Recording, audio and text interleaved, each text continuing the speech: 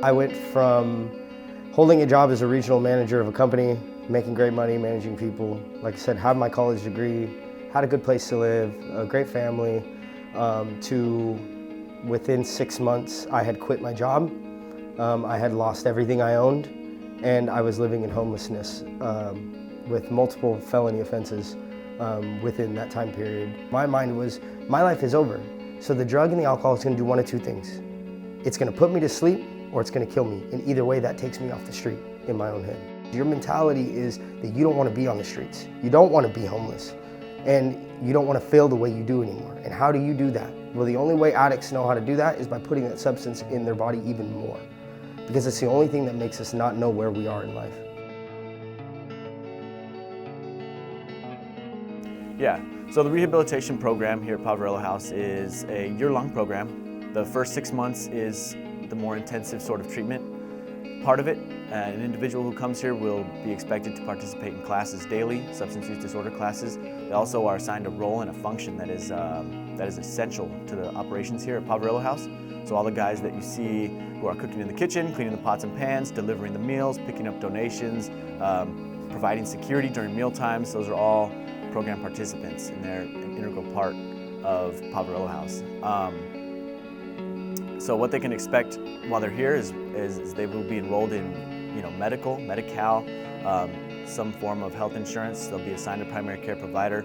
We also get them document ready for employment. So they'll leave here with an ID, driver's license, birth certificate, social security card. And we also have a job developer who will work with the individuals when they're about to leave to build them a resume and to do mock interviews, and has also established partnerships in the community with local employers to get these guys viable employment. That's one thing that we really encourage here is individuals doing something full-time who want to get into recovery. It's very important that they're doing something full-time. The success rates within the industry of rehabilitation generally throughout the United States are not very high.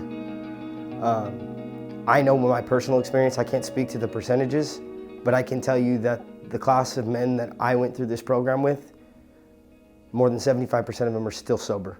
And that's amazing to know that we all come from all these different backgrounds, from rich to poor, to incarcerated, to on the streets, wherever you come from, and we're all succeeding without having that cloud in front of us, because we have clarity, because through this program we learned how to structure our lives and prioritize properly, or relearned how to structure and prioritize properly. And it brought us back to where we always knew that we needed to be. We, the Poverello House, can continue our work with the men's residential rehab facility that we have here, the program that we're offering to many guys in our community. That we've done countless cohorts at this point where we work with gentlemen who go from a variety of different backgrounds, and with funding we're able to keep up the services that we offer to them, not just substance abuses, but we can offer fatherhood classes, we offer work experience, we offer ability just to be autonomous in their everyday lives after they graduate our program. So additional funding would uplift the lives and enrich the lives and spirits of those who enter our program. It's not just one person or an individual or group who is the lack of funding in it. It would be what are we doing right now to fund these programs? Who are our current funders? Who are not funding it? I would say, think on what draws to your heart. What makes you passionate about serving our community?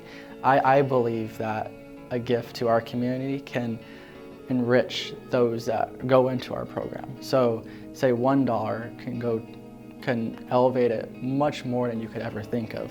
Maybe it's $5, $10, $1,000.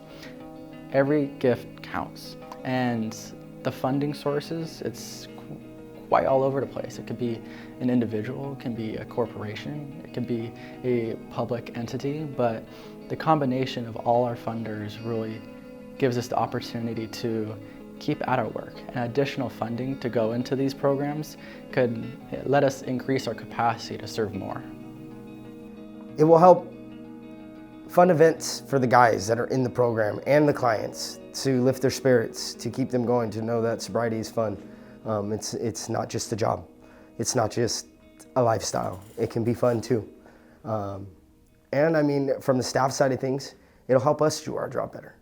You know, it'll give us the tools that we need to help those that need. It'll help us help the clients. It'll help us help the residents. When we have more to offer to them, then it's easier to do our job.